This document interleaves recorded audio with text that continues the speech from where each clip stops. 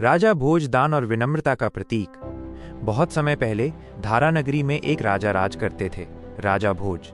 वे न केवल वीर थे बल्कि दयालु और न्यायप्रिय भी थे। उनकी ख्याति दूर दूर तक फैली थी। कहा जाता था, धरती पर अगर कोई इंद्र जैसा राजा है तो वो भोज है। एक दिन की बात है, राजा भोज अपने दरबार में बैठे न्याय कर रहे थे।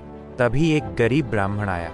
वो बहुत थका हुआ, फटे कपड़ों में, भूख से बेहाल था। उसने हाथ जोड़कर कहा, महाराज, कई दिनों से भूखा हूं। अगर कुछ अन्न और वस्त्र मिल जाए तो जीवन बच सकता है। राजा भोज ने तुरंत अपने सेवक को आदेश दिया, इस ब्राह्मण को भोजन, वस्त्र और स्वर्ण मुद्राएं दो। लेकिन तभी मंत्री ने धीरे से कहा, महाराज, आज खजाने में कुछ भी शेष नहीं है। राजकोष खाली हो गया है। राजा भोज ने एक पल भी नहीं सोचा। उन्होंने मुस्कुराकर कहा, जब तक मेरे पास ये मुकुट और ये सिंहासन है तब तक कोई भी मेरे राज्य में भूखा नहीं रहेगा। उन्होंने अपना मुकुट बेच दिया और उस धन से ब्राह्मण सहित सैकड़ों गरीबों को भोजन कराया। जब ब्राह्मण को ये बात पता चली तो वो रो पड़ा और बोला, महाराज, आप सच्चे राजा नहीं, धरती के देवता हैं। राजा भोज ने विनम्रता से कहा, राजा का धर्म ही है प्रजा का सुख। अगर एक भी प्रजा भूखी है तो मेरा राज अधूरा है।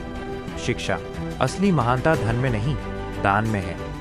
कहानी अच्छी लगी हो तो लाइक बटन दबाना मत भूलिएगा, क्योंकि आपकी एक क्लिक हमें और भी सुंदर कहानियां बनाने की ताकत देती है।